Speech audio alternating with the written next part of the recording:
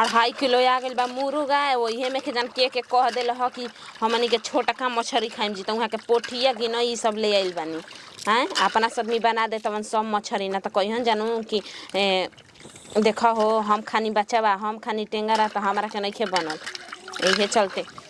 कितना भाग के बात बा, सौभाग्य के बात बा कि हमार छोट ननद के आज देख नहरू आवतवन। हमनी के 100 में 100% बा कि उहाँ के फोटो पर जब एक बार में उथु कर लेलन जा पसंद, त ऐसा हो अहन जा त पसंदे कली हन जा तक आवतवन जा कि आवतनी जा हमनी के जी। हमार जितना गोतिया देत बावन पड़ोस आदमी बावन जेकरा घरे हम गइल बानी, खइले बानी, पियले बानी, त सब कोई के अपन हम घुमा फिरा दही, दुआर रउआ सबके देखा दही आगन। कनी ठीक बा आई कोनो बात ना। अजी दीदी अरे लावा हो, छिपा लावे में देरी कर दे तड़ू तू त उहे बाड़ू हो कने। अरे लावे में देरी हम कर मसाला का हो गइल। पहले रवा सब त खिलवाड़ खेलत ये लागत का हो देरी से हमरा के ई पहले बताई अब पतला बा गिलास से निकाल के रवा काहे न खी दे दे जी, उतना मार चिल्ला तनी जा। जब हमारे कोनो घर में कुछ होला नु त रउए बा के सामने रखल बाटे उहाँ के कहतानी त कहले ना हनी उमर दा के निकाले के, वो त घरवा में के जान का उथु भइल बाड़न। वो तो कहता नहीं कि बक्सा के चाबी के रखल कौन जल्दी धुआं दे दी पुआ जी के तारे के वहां के तार में बैठले अगर कुछ काम करते नहीं की बैठले तार देती। अजे उ पठी सब फोरा गइल। हां उ सब फोरा गइल सब है, खाली धोबे के बाटे। त अभी तन की बन के फोरा दे त कनी कर जे तन आवतन थरिया दे के दे। चलो मसाला देखा एके में सब काट दी जा, ठीक बा। आ पारा पारी सब ओही में बनत रही।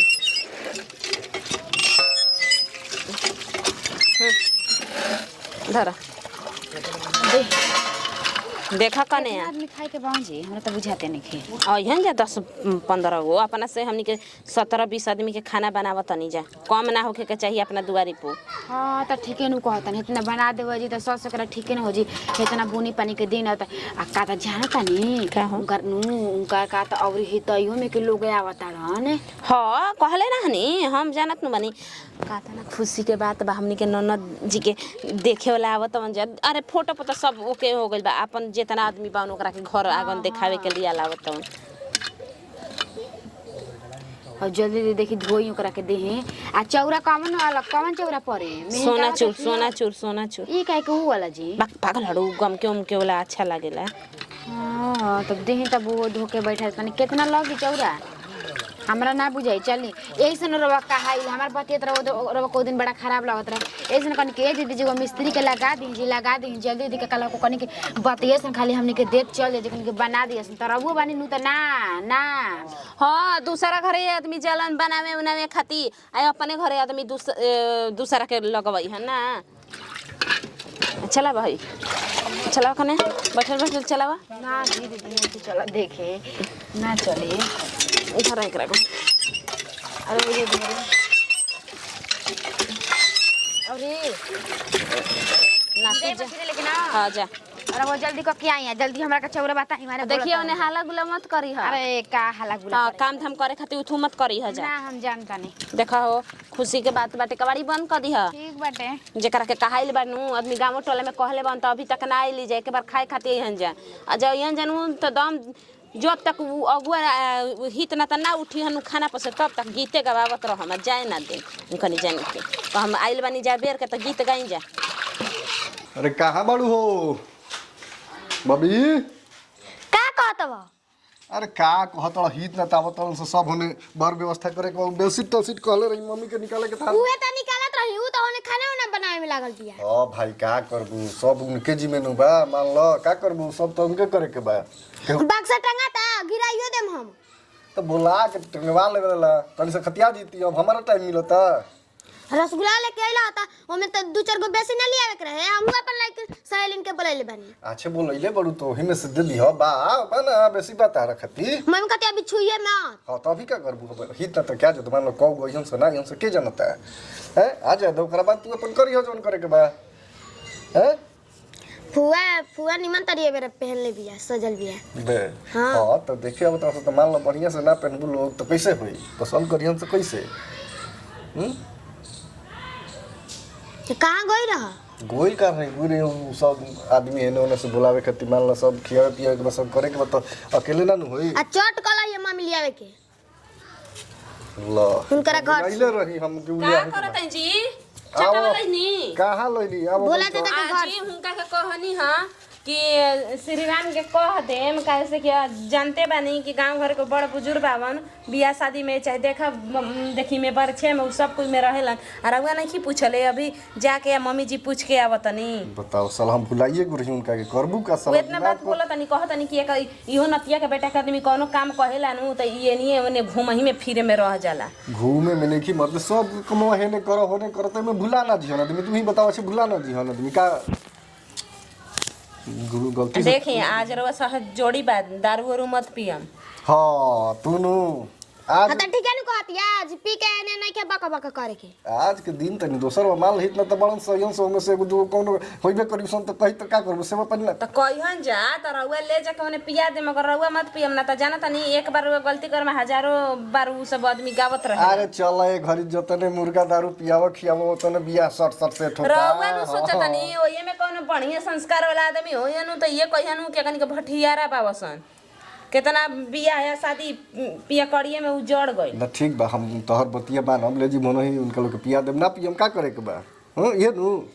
देखत है ये कुर्ता पहनले बा उनका तनी लाल का पहने के त नहीं कर ए पागल कौन हमारा के देखे के बा कनी के बहुरा ना जा फटल का पहन ला तू लोग हमारा काम उम करे के बा सब हेने होने कूदत रहे के बा कहनी जींस पहने के त लूजर पहन के घूमत है अरे तो जींस पहन के काम होई मर दे कहीं का भर दिन काम करे के बा हेने होने दौड़े के बतारी नहीं के समझ में अपना आवत दुआरी पर आदमी आवत ठीक बा आवत तो जानत नहीं खन के घरे बुड़वे काहे काम बुझाता खाना में दाना रउए का बनावत नहीं नहीं बनाओ तो करे के तो हमारे तो हेने होने से बुड़वे नु के करता है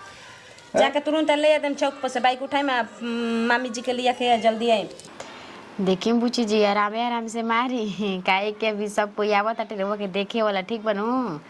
हां यही से ना भौजी इतना तैयार होता नहीं आ देखिए बुची जी रउआ के ये बात बताते तानी रउआ में तो अगही से सब टैलेंट बाटे रउआ जाना तनी कि का करे के बा का नहीं करे के बताई रउआ अगही से लइका से बतियाइले बानी हां ये तो भौजी बात ठीक होता हां बतियाइले बानी लइका से बतियात रही वैसे कहा रहे देखी अरे को जब पूछबो करिए जानू हम कि कब तक पढ़बन जब तक पढ़बन तब तक रउआ बता देम ई सब बात ना बताओ जरा हम लइकन से बतियावन चाहे कुछो भौजी शिकायत हुई पागल है का जी रउ सदिया कर जे भाग जी असन रउ जानते नहीं कि है धरी है लगाइन तो तने हाउ भौजी तो शादी हो जाए तब कैसे हम बात करम हो ठीकरा से बात करे ना एकरा से तो हम होल्ड पे बात कराए बे ना भौजी कोई के नंबर से फोन ना करेलन हमरे नंबर पे करिहन फोन अच्छी नर न जाई पिटाई पिटाई के मन में जाई पिटाई धनी है लगाई आई नर जाए द हमें थी का कहूं छोटा मोबाइल मांग लेता नहीं अभी ये फोन कर ठीकरा से हां ये तो ई सब रउआ आदत छोड़ दीन जी काहे के रउआ के शादी के दिन धराए लगल रउआ पागल लोगन लानू एकदम से हां जाए द भौजी ये सब के तू टेंशन मत ल हम बानी ना हम संभाल लेम शादी खाली ठीक हो जाएगा ना ससुराल में गइला पे तब ना पता चली देखो हम जमा बहुत डर लगता रहा वैसे वैसे ही लुबुर जुबुर करत रहे ना जाए हम छोटका मोबाइल रख हम छुटा के स्विच ऑफ करके उन्हीं से फोन करी हां देखो हम तनी आराम से कुछ करम ठीक बन ठीक लागत है भौजी रउआ तो दम से सूरज के चांद लगते हैं दादा फोटो खींच दिया भेजे के हां का करम पिता के अच्छा लागत नहीं मेरा सोचल बनी यही से का हो जाई होने रुवा ताड़ा जहर मार कहता खाए के रउआ फोटो विदा करम अब ना ना खइयन जहर उ जाना तरन हमरा बारे में कहां कब छोड़ी ना हमरा के छोड़म थोड़ी ना अजी हम जानता नहीं रउआ का जानता भाई को दूसर लड़की से बतिया अंतर वो काहे उनकर फेर हम पर रहे नी जी अरे बतियावे ना तो भौजी में हम बतियाए का हो जाई कहला कि तोर से बतिया मकर से बतिया कोई से बतिया हमरा से बतियाओ त ना खाली मतलब से मतलब का तू तो जानता ही मार तो अच्छा रुकी हम आवता नहीं थिए लेके ठीक बा ए मेरा छाक मत ना शिकायत हुई ठीक बा जा ए घर में हम मोबाइल वाले ले लिया था हमारा वाला चार्ज में लागल बाटे लारुला हां बड़का नु बड़का लई है तो अथवे रखल बनी हूं कुलारवा पे बाटे अच्छा ठीक बा जल्दी हम आवता नहीं लेके ठीक बा जा अपन बतिया ना या ठीक बोले तो उनका के छोड़ दे हमको अपन जिंदगी में नहीं हो सकत घर में ऐसा ऐसा आदमी बावन नु कि आदमी हेने काम करे चल जाता नहीं ना तो हेने उठ कर देता वन यहाँ के कबे के बेलशीट फूल वाला कढ़ाई वाला हीरा वाला मोती वाला ना उठू रहे अभी वो वाला बेलशीट खोजाए लागल हटे अब बक्सा खोले चल गइल हनी उठू हो गइल हटे अब यहाँ तक कहन कि तकिया के खोल दो में के ओरे माई माई नतिया के बेटा कैसन कैसन अगुआ बावसन रे कोनो रे अच्छा खइसन त कोनो हई खइसन ओरे बाप रे बाप कहाँ गइलनी हमारे अभी खीसे बड़ा ताटी कहाँ गइनी जी बुची जी ले गइलन जी बेलशीटवा कर जा घर में डुगी डरामा। मीठा पानी दिया गइल का कहतड़ू हो का कहतड़ू एथी अब तो क्या चाहिए तनी तो केबे को तू अरे हे इजा मत बैठाव टाइम नहीं हमरा बैठे के बात समझो हमार का उ तो के खोलवा दत नहीं का जोन धइले बड़ू बेसी तो मान ले जाके बिछा देनी हां तो केबे के खोलवा दे तू तो ले बिना ओकर सेट लगइले पेट के पानी ना पचेला ना तो बनइले काहे खती बड़ू तू आ तो हावला दियाइल है ना बुलुका तो बुलुका बात तो इहो वाला ले जाके ओही में बिछावे के बा और तो चौकी खाली रहता हां कगो बावन जी 15-17 को तो बिहार तक के बड़न लोग 15 को कहलन जे 17 को आ गइलन जा ये नु बाटे अजी 15-16 गो आइल बाबा सन लइकी देखे हे त ना आदमी आवेला जी। अरे का करबो भाई नहीं बड़न से तब कोनी के देखा जब लइकी देखे हे त ना तसन त ट्रैक्टर पर त दूध टाली आई हसन आ बियाह बाराती करे आई हसन बुझता कि एके बारे 4000। अरे उ जतना आवे कोई घर यूं से देखल जी बसते ए जान तड़ू एगो बात हैं का जी तो कनी के तो दासा देखला पर हमर हंसी बरत ऐसे पैसा नहीं बसन ऐसे ड्रेस से पहनले बड़ा सा कैसन अच्छा अच्छा नु अच्छा कहत उ एकदम सुपर पहनले बा कोन हाफ पैंट पहनले बा कोन हवाई चप्पल पहनले बा हई हमरा के लूजो कहत एहू से खराब पहन के बड़न सा आ जाए दी मेरा नु आइल बसन अरे 3-4 गो में बैठल बड़ी सा ओ कैसन पहले बसन उ तो ठीके बड़ी सा अपन मिजाज में अच्छा सब हई हेपड़े कैसे सिद्धकी पला का कहले हां सीधी पला उहे मरले बड़ी सा सब एकदम जादी अपन मेहरानू का हाई फाई में रखले बाबा सन्नू ओकनी के आदमी का कह जाला हम मोटा हवसन तनी हवसन ओकर धन दौलत बाटे धन दौलत न आजकल आदमी देखतवन कि उ देखतवन ना ठीक बा तो कहनी कि ओकनी के ठंडो उंडो पेप्सी सिलावे के पड़ी अजी तो आदमी लई है ना जी जाई लेके आई जल्दी अपना घर की इज्जत बाटे अपना घर का आदमी व्यवहार ना बनैन तो जनतनी कि ना एक दिन आदमी खइहन पियाना 100 दिन बकत रहेलन बड़ाई करी हन बाकी ओकनी के दासा नहीं खेला ठंडा पियावे लायक ए का कहता नहीं जी अरे वो कभी दरिया पी के इंत 10 बार ना करेला कि गोड़ हाथवा दबाई जन्नी अपना घर की इज्जत में अपना लगल ओकनी के उठ करिहन त जा तनी ठीक बा कहत तो ले ले ऐसन बात नहीं बुची जी के शादी हो जाए ठीक हो जाई भगवान के दया से चल जी मो घर में तो कहियो सन कि ना एकरा घर नयो नयो गनी जत इज्जत मान सम्मान देलस ई तो चाहिए तो जाई तो बाजार से तब ले ले आवे के बनू हां जाई ठीक बा ठीक पैसा ना तो देख हम उठवा में होई ड्रेसिंगवा में निकाल के ले आई जाई तो केबा बता दो वो ले ली वजह से ओई जे बाबूजी जी से मांग ले यही सब अच्छा चलो ठीक बा हम जाते लेके आवे करो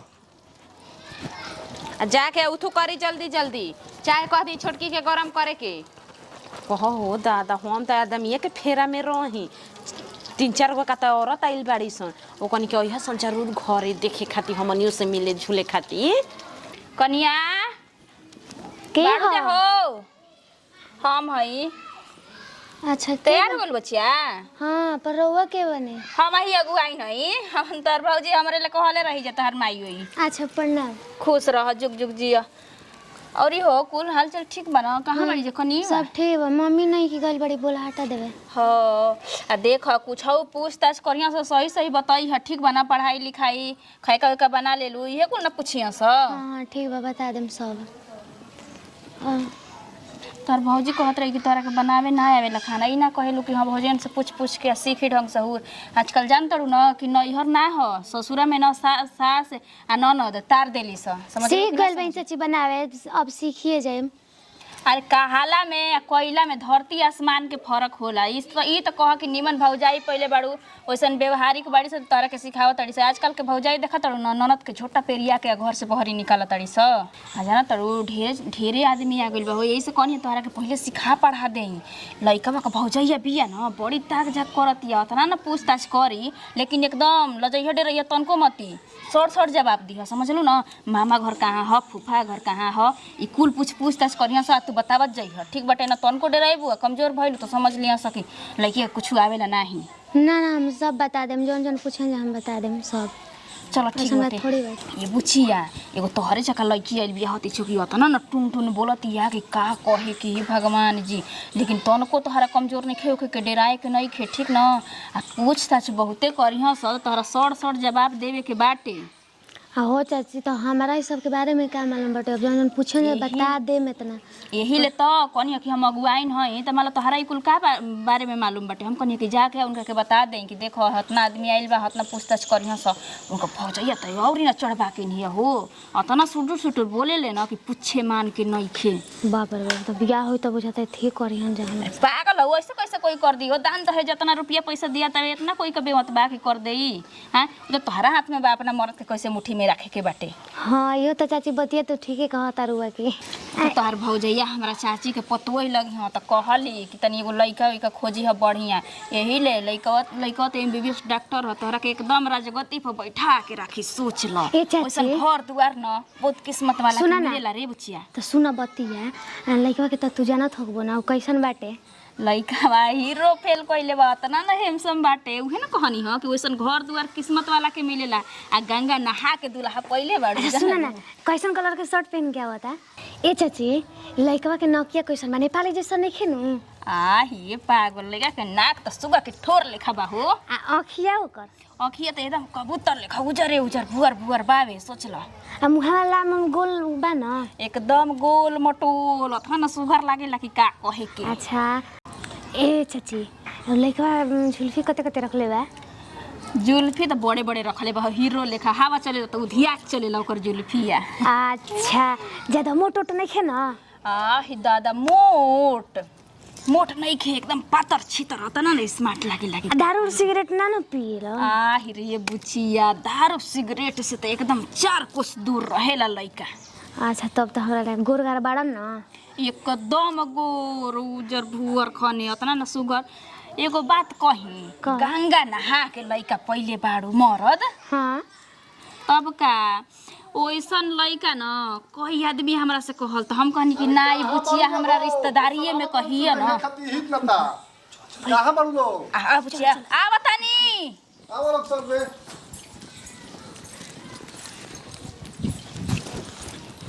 चलो